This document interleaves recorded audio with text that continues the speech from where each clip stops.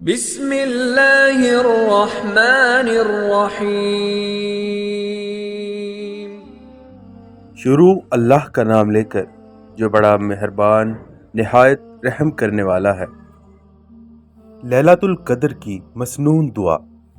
اما عائشہ رضی اللہ فرماتی ہیں کہ میں نے رسول اللہ صلی اللہ علیہ وآلہ وسلم سے پوچھا کہ اگر میں لیلۃ القدر کو پاؤں یعنی طاق رات کو تو کیا دعا مانگوں؟ نبی اکرم صلی اللہ علیہ وآلہ وسلم نے فرمایا، اللہم انک عفو تحب العفو فاعف عنی۔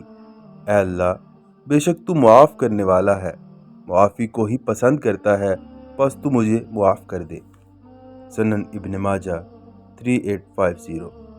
کتنی عظیم رات، کتنا عظیم ماہ سیام، اللہ معافی کو پسند کا درس دے رہا ہے۔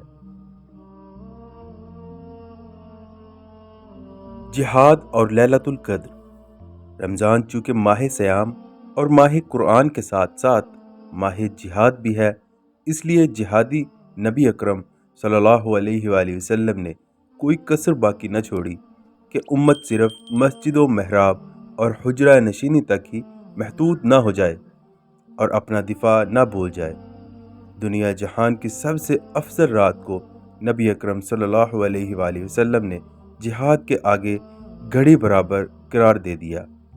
نبی اکرم صلی اللہ علیہ وآلہ وسلم نے ارشاد فرمایا، جہاد میں لمحہ برابر ٹھہرنا حجر اسود کے سامنے لیلۃ القدر کی قیام سے افضل ہے۔